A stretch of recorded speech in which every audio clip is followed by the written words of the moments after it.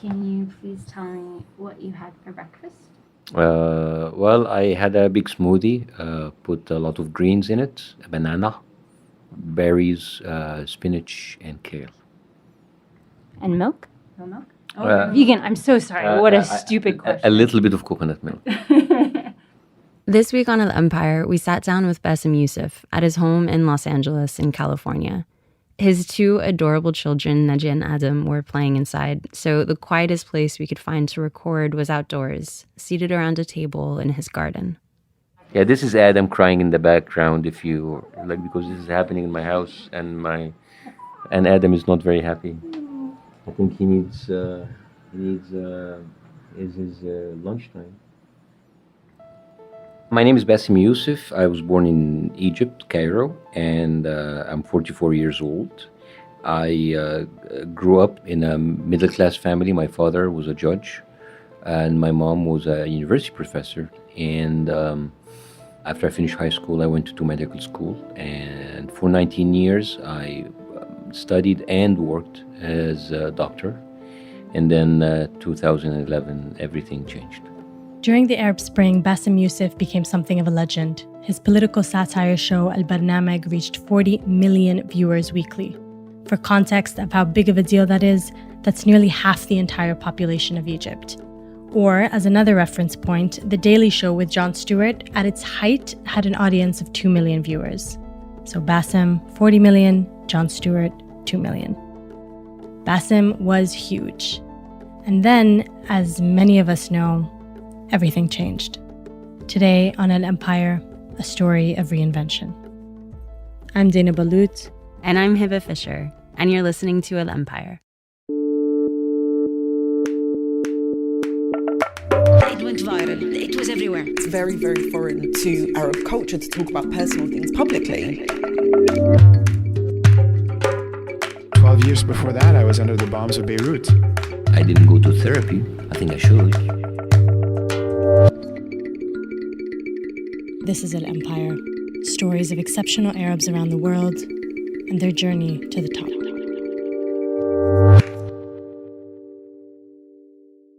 Okay, let's start at the beginning. If your mother had to describe you at the age of 12, how would she describe little Bassem? I was very responsible at the age of 12. I was the younger of two brothers. My brother was 5 years older than me, but when they would travel, they would leave the keys with me. Because I was focused on like getting things right.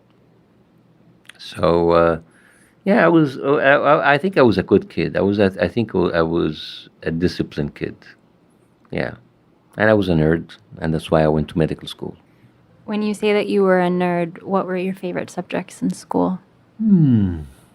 Biology and math, and I liked history too. Did you always want to be a doctor? So if you are in the Middle East, you are only allowed to be an engineer or a doctor or a disappointment. That are the three options that you get. And I saw my brother going into hell in engineering, and I didn't want to go there, so I went to medicine. So it was more kind of like an exclusion decision. Process of elimination. Yes. What was your brother like, and what was your relationship like with your brother? Oh, typical two brother. When we were much younger, it was not good. They were like he would hit me a little bit, whatever. But like actually, we became very close. We are very close. We are. I mean, he's the only one left for me. I'm like he's a great guy, very sincere, very.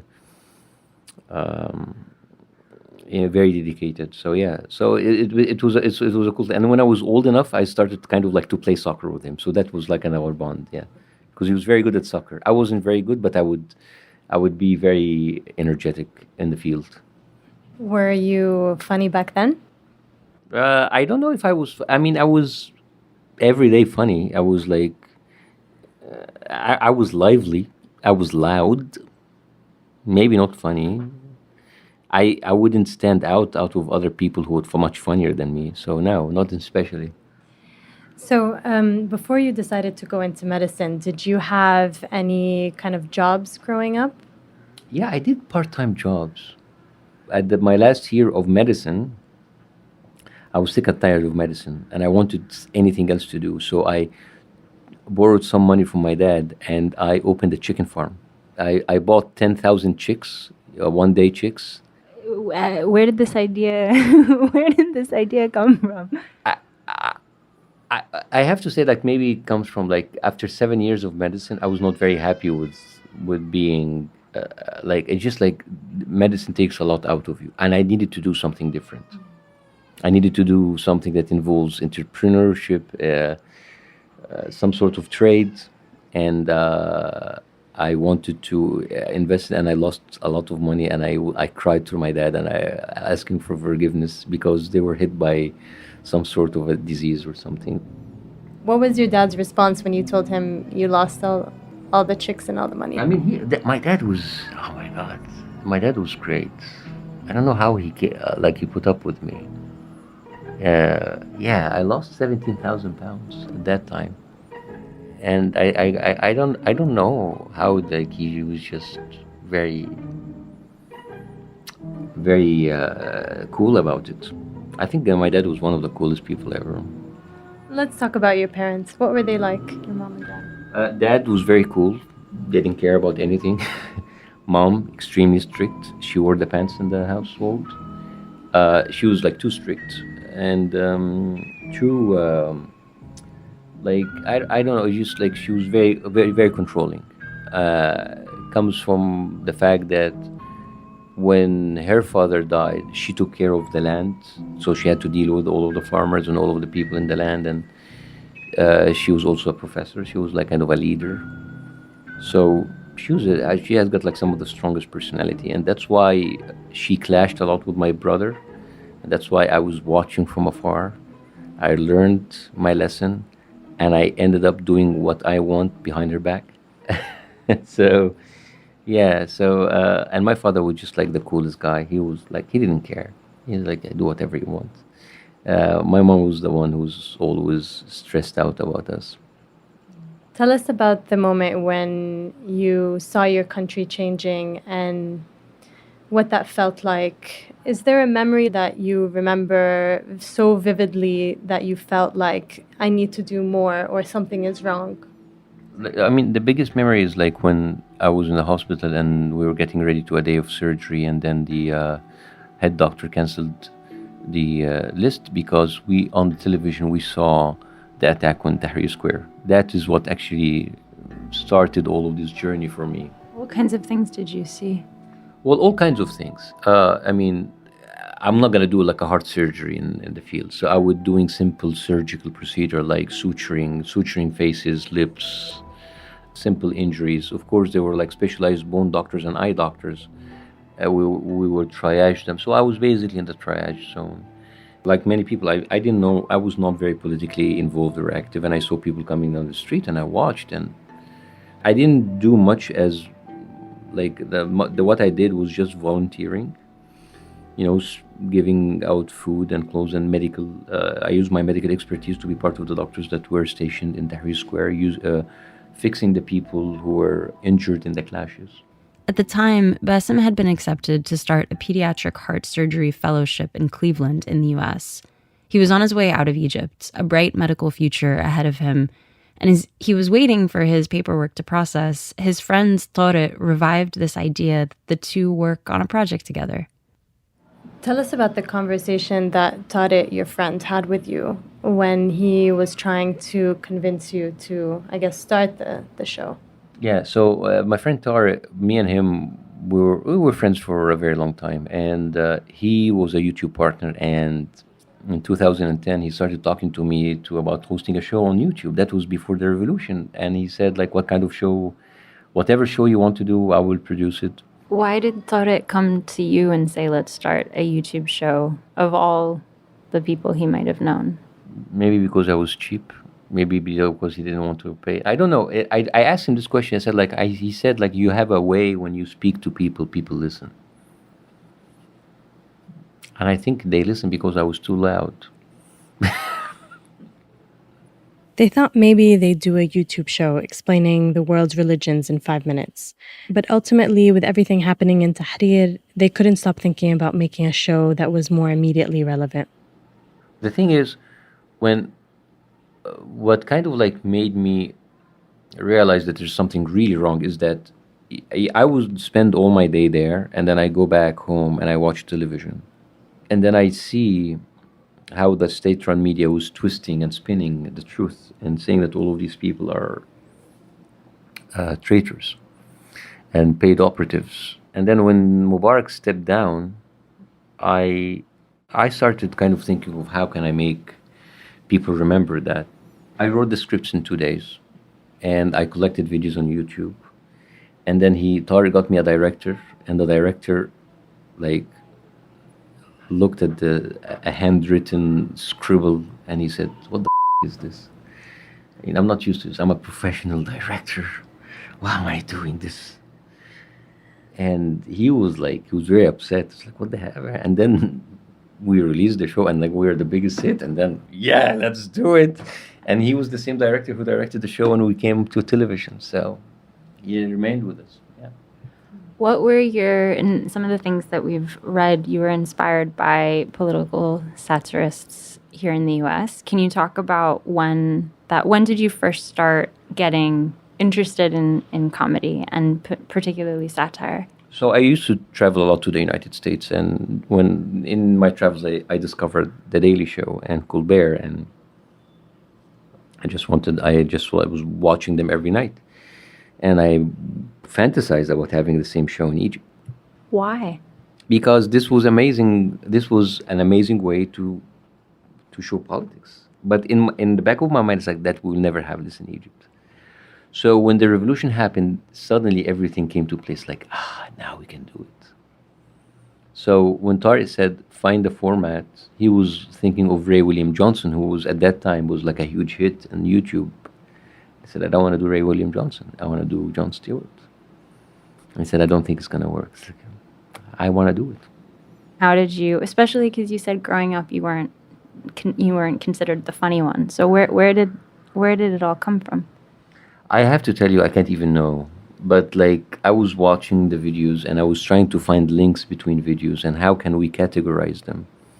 Kind of like making fun of what we saw during the 18 days. The first episode was about like how all of the different ways that people were convincing people to leave Tahrir Square. And that was the first one. And I have to tell you, when I watch it now, I don't think it's funny. I really don't think it was funny. I think like I know now much more that I can actually make this much funnier. But I think it was something new for people, and people were mesmerized by it. Although it was not the greatest thing, but it was new. So, and this is why this is just an example of how we can do something that's not that great, but you were given the chance to build on it, and you reach something that was phenomenal, which is the show in its final form.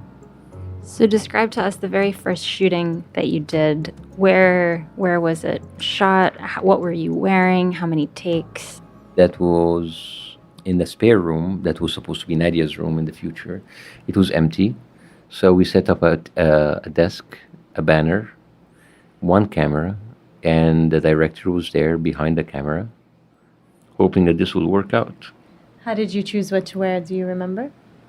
I had like a limited number of suits. I just like, damn, I mean, I can't even like look at myself right now. I looked such a nerd. Why did I even like, I don't know. I mean, I have to tell you, like, when I remember those videos, although that was like the beginning of everything, I get really frustrated with myself because I really looked so bad. التعامل مع ميدان التحرير أخذ جوانب كتيرة قوي في الإعلام المصري. فجأة بقى عندك مشكلة ميدان التحرير. ناس قاعدة في الميدان مش راضية تمشي. وناس عمالة تنزل الميدان. مظاهرة مليونية يجوا. ومظاهرة ألفية يجوا. So they had a script for their first episode. They made a makeshift set in Bassem's future daughter's room. They shot the video and put it up on YouTube. They called this new show B+. I didn't think too much of it. I think maybe 10,000 people watched the show. And 2 weeks, there was like hundreds of thousands, and 2 months, there were 5 million. And at that time, that was a big number. You said that because it was new and the circumstances and time with the revolution and people's power and all of this, that a show like this was possible. Can you expand on that a little bit? What was it that you were doing differently, and why do you think, looking back, you say, the first show wasn't even that funny, but it did so successfully because people were hungry for what? What was it that you were giving them that they never had before? Making fun of power, and at that time, power was media, satire and media. So when you make fun of power, this is something that people wasn't used to. And we were naming names. We were very direct. We weren't playing around the bush. We were very direct, and we were, for the first time, putting people accountable, holding them accountable for what they say on camera. What did Hala think, your wife? Hala is one of the most supportive people on earth. I don't know why the hell is she on this ride with me. I'm going to go to Cleveland. Fine. I'm going to do YouTube videos now. Good. Now I'm going to do a show. I'm not going to go to Cleveland. All right. We're going to leave the country and escape and go to Dubai. Fine. We're going to leave Dubai and come to Northern California. Okay. We're going to leave North California, come here, and I live full-time in Los Angeles. Okay. She's been around. She's a trooper. How did you and your wife meet? Can you tell us that story? Yes. I'll take you back a little bit. I always liked dancing. I always was a salsa dancer, and I actually taught salsa for a few years in Cairo. I had the biggest salsa classes in Cairo as I was being a doctor. And then 2007, I discovered tango, and then I got into tango. I would look for tango festivals, tango teachers all over the world when I was traveling. And then I came back to Egypt, and there was like a small tango community, and my wife at that time was one of the new ones there, and I came in and I started showing people how tango is really danced, and this is where we met. She came up to me because I was the cool guy coming from abroad, and I was teaching everybody, and she cannot deny that. Because no, she was interested in the dance and the music. As a matter of fact, she hated the music I put. It's like, who's that? It's like, oh, I don't know. So that guy who's running the tango class, like, it's not me, it's him. It's like, who's that? And then she looks at me like, ooh. But then we became friends, and from friends we became more than friends. A year and a half later, we were married, and we had a tango wedding. What does that mean? A tango wedding, which we invited all of our tango friends, and the theme of the wedding was tango, and we were dancing the whole night tango. It was not one of those very noisy weddings. It was very classical, very thing, and our families was there, and we're very enjoying it. And so oh, is this like a band? It's like, no, these are our friends. I love that.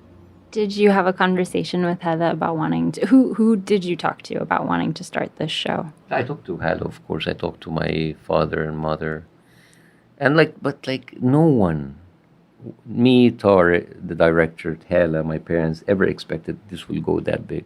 Nobody expected this.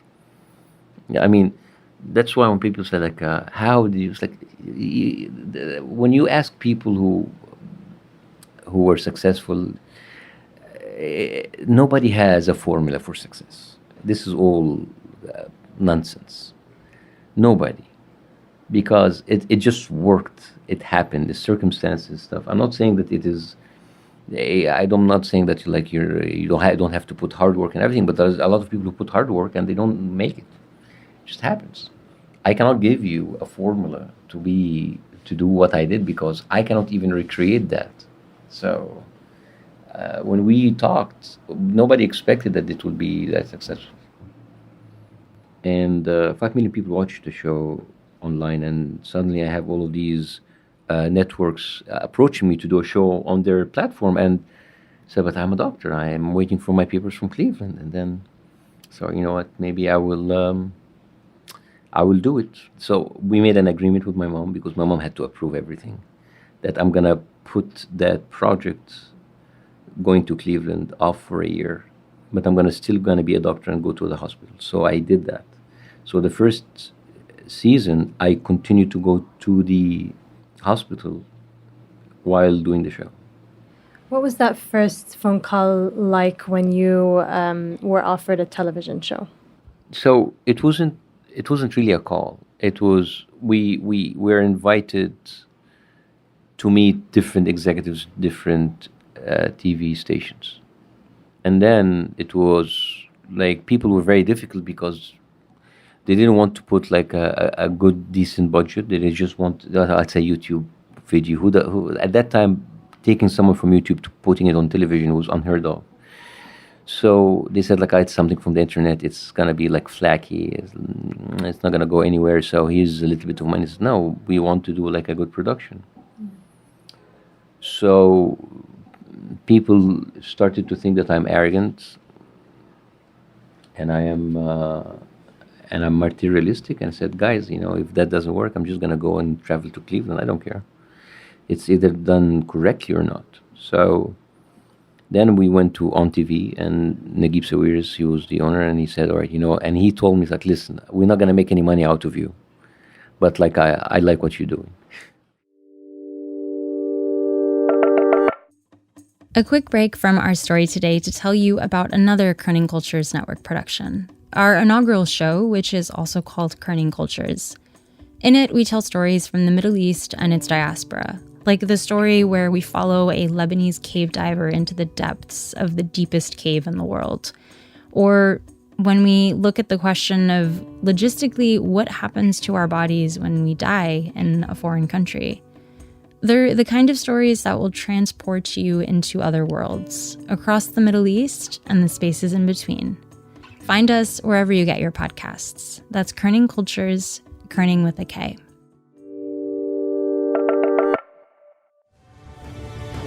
والآن مع البرنامج مع باسم يوسف. What was it that El Barnameg was giving you in a way that you, because Cleveland is very prestigious, and talking about being a doctor for status, that's like status of status, coming to the US, all of this. But what was it that El Barnameg was fulfilling you that medicine wasn't? Well, when you get into media and you find that you have a voice and people listen to that voice, that's a big blessing. It's a responsibility, but it's also an amazing feeling. It could be toxic, it could be very dangerous, but I was appreciative of having this kind of opportunity. So you say something and people share it, and people agree or disagree. What you say matters. So in medicine, it's a very individualistic stuff. You treat one patient at a time. But in the show, you affect many people at the same time, a whole lot of people. So that's a big blessing. And I know, kind of like, satire is not just fun and games. It's about like what kind of message you want to spread. So you can do like a sketch that is funny but doesn't mean anything, doesn't leave people with anything. Every single sketch, every single joke, every single episode has to mean something and have to have a certain impact. So that was their responsibility. Can you give an example? What was the kind of impact that you wanted to leave people with? What kinds of thoughts did you want your viewers to have? I mean, the main thing is about basically taking our problems lightly, especially in politics. That was the main thing. The thing about that we can laugh on at ourselves and and not take things too serious. But sometimes, like, the authority would misuse its authority, and you have to speak up. So you want to alert people to that. And that was the part where people would start hating you. In the documentary, you say some people, like fame, but for me, fame comes with a lot of anxiety. Do you feel that way still? Yeah, at a certain point, it was a big burden, especially in Egypt, because it's anything that you say, you're gonna be. It's like kind of damn if you do, damn if you don't, and because people get disenfranchised with their politicians and news media people, they just turn to satires, which is very dangerous. And then you try to tell them it's just a satirical program. It is just having fun. It's having fun with a message, but still comedy. But it's just people just unload their stuff on you, and at the end of the day, you want to take a break, you can't. You want to get out of it, you can't. And and to be judged 24 hours about everything that you say, or even about the jokes that you say, just like it's very, very, very difficult. So it's just like a continuous pressure. So it was toxic in that sense. But at least I didn't let myself. I mean, that's the one thing that I kind of I was aware of from the get-go. So I didn't make it kind of. I kept myself grounded. So I didn't really consider myself as a celebrity. I didn't go to the celebrities' hangouts or anything. And how did you recruit your team? Because this was a new kind of comedy. We recruited our team based on passion, not on experience. Actually, there's some of the most experienced people we kind of ditched them because they were not passionate enough. They were doing the same old thing that they used to, and we didn't want to do that. So we interviewed a lot of people, and they came through. And do you, how did you teach yourself comedy? Was there any sort of conscious, okay, I need to take workshops now, this is serious, or was it all just natural skill? Take workshop with whom? There was nobody. There was no industry. We created something where there was no precedence in Egypt, and the old guard were just like belonged to a different era, different thought. So who would you go to? So we trained ourselves. We just watch more and more Jon Stewart and Stephen Colbert and try to be inspired. Bassem, what made you keep going week after week, especially at the times that got really rough, the times where you had to send your wife and daughter to sleep somewhere else because there was fear? What made you go back every week until you couldn't anymore?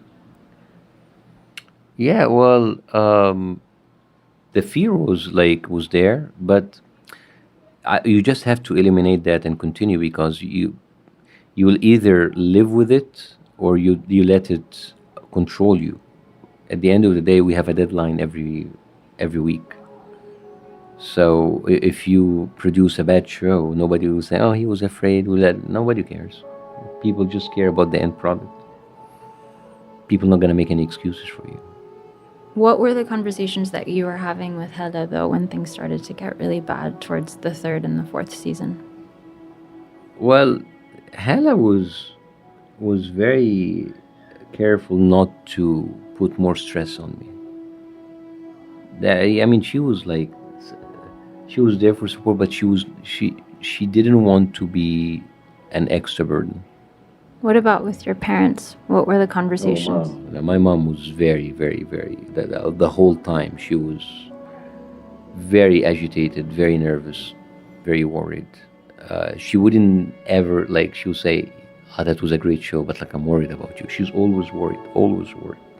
Sometimes, especially in season 1, when I kind of made fun of the military, she called after one of the shows, and she was furious. How come you make fun of it, of the army? And it just, yeah, she was having a huge problem with me, and that old generation, the military was untouchable.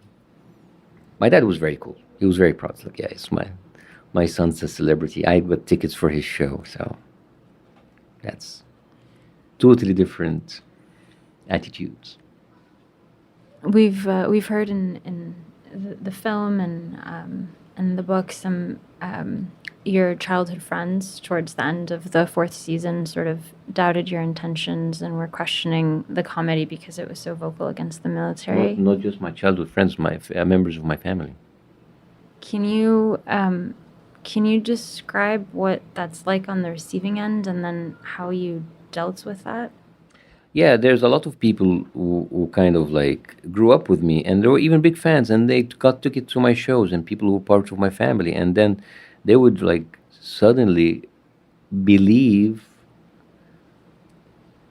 the lies about the military, about me, and it was just the whole thing about I'm a traitor. Stuff. It just it was horrible, and so to do that, there were people like they were writing on Facebook stuff about me. It's like, come on. It's a good excuse to block your family members on Facebook. But how do you shield your heart, or can you, from things like that? Like how do you? It was just overwhelming. It was like one hit after the other.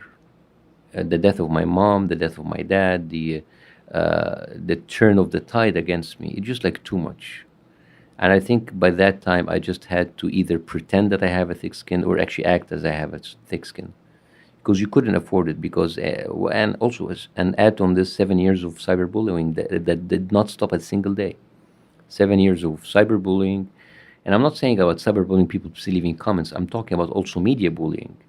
Imagine like you do a show, and every single late night show, you being the headline, and they're tearing you apart.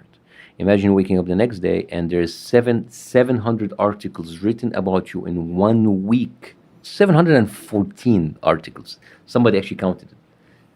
When you do your best and you can't, and then everything around you falls apart, and there you cannot have the support anymore, and you choose to leave, those followers call you a coward. You left us. You could have done whatever you want from outside. It's like, so why? Even if I could, why? I was there with 40 million people watching the show, and you were like just like watching and just like laughing off every single weekend.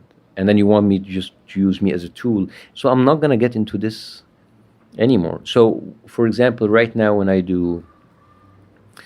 I advocate for plant-based diet, it's like, oh, you left politics and now you're doing a cooking show. I don't even care. I'm doing what I want to do. I'm still vocal in politics in my own way. I do stand up. I tour around the States. I talk about politics the way I want. I'm not gonna have to talk about the people that you want me to talk about. I just decided to live my life as I wanted, not as like what people expect me to do, because this is very destructive, and this is a sure spiral way into depression. So I'm done with that. I don't care. Bassem, did you ever deal with depression? Well, I think I'm absolutely certain that I have some sort of depression. I'm not clinically diagnosed. I didn't go to therapy. I think I should. But I think if you're that exposed, you should be dealing with depression. There's nothing positive coming out from that much exposure.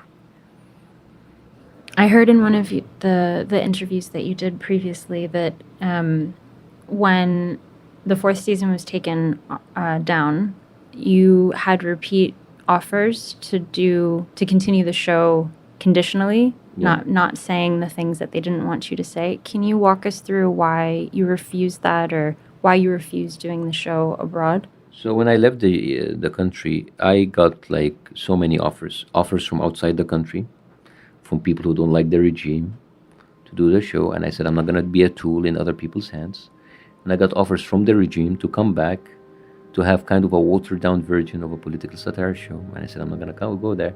And I had shows from people from Dubai and Lebanon to do a game show or a late night show or a kind of a fun and play show. I said that's not me, and I couldn't. It's just like I told them, guys, this is not about politics. This is not about moralities. It's a pure business position. You are buying me because I represent something. So when you put me on television, people expect something. When they don't see that, it will be a failure. So I'm talking to you in a business that you in a language that you understand. It's not about like what I believe in, morality, or that I'm a fighter. I'm just gonna put it to you in a very simple business terms. And other than that, I'm not gonna be happy, because I'm used to actually say what I want to say. And I believe that comedy means that you should be liberated from all forms of control. So I will end up doing a bad show. And this is something I fought all my life not to do. Can you tell us the first time you met Jon Stewart? What was that? What was that like? 2012, summer of 2012, I was there shadowing his team. I didn't even expect that I'm going to see him. Maybe I was like hoping for a selfie. And I remember the first selfie I got with him was very blurry because I took it very fast. But then he invited me to his room, to his office, and we talked. I thought it was 15 minutes. It went to an hour and a half. And then we became friends, and that's how it started. How has your decision to move to America, or even your decisions to leave Egypt, to go somewhere else, were they at all influenced by him, or what influence has he played in your life since then? Well, he said one thing that is kind of resonated with me when I was before the final season, with the season that was a problem. He gave me two advices. One before that show, where he said, make fun of what you're afraid of. So if you remember the first episode coming back, we made fun of things that we cannot talk about without talking about them. And that was, I think, one of the most genius episodes that we have ever done. That we will not actually talk about things, but people will know exactly what we're talking about. The second thing he said, like after like my show is done, I was like, he said, don't try to recreate Al Barnamig, because Al Barnamig has its own legacy. And you need to move on. And I think that actually made a big, I didn't follow the advice at that time. I still have residues. But after years, I can actually see what he meant. I cannot continue to identify myself as Bassem who did Al Barnamig only. There's so many other things that I am doing, and I don't have to lock myself into that. When you and your family decided to leave Egypt, can you walk us through what happened next? So I got news that the verdict against me was final, that I was fined by 100 million pounds, which is $13 million, which is ridiculous. And everybody saw this is a political verdict. So I escaped the country. And I escaped to Dubai 5 hours after the verdict. We were going to the airport with me and my friend Ahmed Abbas, and I was wondering if they would let me in, if they actually already put my name on the list. But we were checking the Twitter every 5 minutes to make sure that we didn't make the news.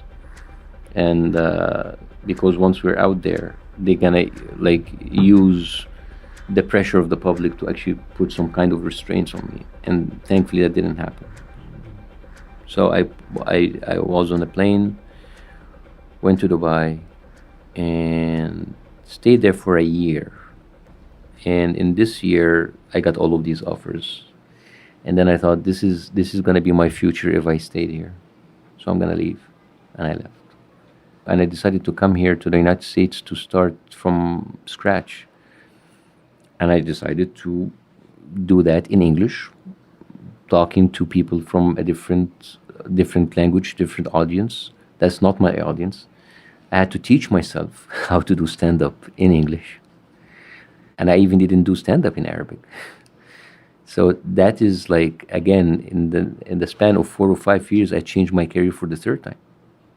Can you describe what that process of reinvention has been like for you? So from medicine to comedy, and then from Egyptian comedy to now American tailored comedy? So from medicine to comedy, I already talked about that, because this was all very coincidental. And then here it was just like a survival, because I couldn't be a guy in the diaspora doing stuff that is related to a place that I'm not living in anymore. There's a new reality for me, and I need to address it. And I need to speak to the people living in the country that I'm living at, not to the 1% minority, but to Americans. So I would go to small comedy clubs where nobody knows me, and I try my material. And sometimes I do well, sometimes I do horrible, and I learn, and I go again. Yeah. Did you ever consider that you would still do Arabic comedy from here? Yeah, but for whom? I mean, it's the internet. Yeah, but for whom? I mean, but talking about what's happening in Egypt? Mm-hmm. Why? I already did that for 4 years. I already did that. And here's the thing. People think that satire will solve. Satire can work in a place where there is dynamics. So political satire in America is strong because you have a free society. It worked in Egypt the 3 years after because there was at least the illusion of a free society. So you can actually make an impact, you can change stuff, and there's also no danger for yourself. All of the people who fled Egypt and did stuff from outside Egypt, how successful are they? They're not. It doesn't work unless that you are there and you are in touch with what's happening and you can make an impact. Otherwise, you're just going to be an outlet for people's frustrations, and it's not going to work. I'm not going to progress, and it can hurt other people that are related to me, right? So there's no point. What is the hardest part about comedy here? I think the hardest part of comedy here, as someone, as you see, like Maz Jobrani and Aaron Cater and all of, Badal and all of these people, actually English is their first language. I have to think in a language that's not mine. So no matter how I think, oh, you speak language very well. Yeah, it doesn't matter. Doing comedy is a third language. And you have to be very good at the second language, and actually in order to do this, the third language. So that's tough. Are there things that you miss about Egypt? Well, a lot of people ask me this question, and I answer the same way. I said the Egypt that I miss is not there anymore. So, as sad as it might sound, but it's true. Both your parents passed away, Allah yarhamun, and your father passed, and you weren't able to go to the funeral. What are some of the memories from your parents that stay with you every day? I remember that when my dad was very adamant to come to every show. He came to all of my shows, which I really appreciated. To do it with him sitting there, something amazing. My mom came to one show. Yeah. And she was very happy. At least she got it. She came to see me in my element. Their untimely early death was kind of like, it's a blessing in disguise. Because I saw how my grandparents on both sides died a very painful, long death of old age, of Alzheimer, of dementia. And they died very young, and they died healthy. So I think I'm blessed that I don't have bad memories about them being disabled. That's the best thing. So if you tell me what are the good moments is that we didn't have those moments. I didn't have bad memories about their health. That's the best thing, because I've seen how my grandparents suffered and they didn't.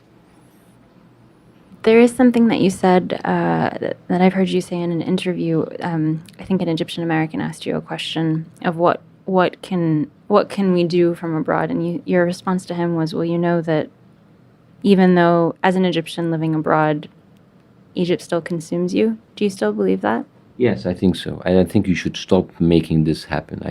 You should stop making Egypt consume you. You should really focus on yourself and your well-being, on your success. And when Egypt is ready for your skills and for your expertise, you can go. But you should not let that chase you. It's very, very consuming. It's very draining. La samahala, what would be the first two lines of your obituary? I have to be very honest with you. When I'm dead, I really don't care. People are so obsessed about what are they going to leave after they die. When we die, that's not gonna even matter. And it doesn't matter if you believe in a second life or not, because if you believe in the second life is much gonna be like the first life will be dwarfed by that second life. And if there is no second life, you're dead, you're gone. Why do you care about what is gonna be written about you? I think you should be worried about what is actually being said about you as in your contribution from the people that you trust and you appreciate when you are living. But seriously, obituary, I don't know. Why would you even care? You're dead. And you don't feel anything. And if you do, because there's a second life, you're gonna have much more important things to worry about than an obituary in a newspaper that's gonna be circulated for a couple of days and it's gone. Okay, fine. fine. طيب. I know it's I know it's very nihilistic, and I know it's very but it's kind of it's the truth, guys. Okay, if you didn't answer that question, I'm gonna ask another question in return. All right. If there's a second life, yes, what would you like to be in the second life? What I would like to be in the second life, I would like to be me. I would like to be happy. It's just I would like to be content. That's what I'd like to do. What does contentment mean to you? The absolute absence of need. That's contentment, because need is the precursor of greed, of want, of and that's stress. So If you don't need anything, you're happy with what you've got, you're satisfied. You see Nadia? Yeah. That is content. She doesn't need anything. She's just jumping on the thing. She's jumping on the couch, just for our listeners. Catch Bassem live at some of his upcoming stand-up comedy shows or his latest video series, Plant B, a series looking at improving the current global health crisis through a plant-based diet. This episode was produced by Dana Balut and myself, Hiba Fisher, with editorial support by Alex Atack. Sound design by Mohammed Khezat and fact-checking by Zaina Doider. Original sting composed by Ramzi Bashur. El Empire is produced by Kerning Cultures. And next week on El Empire...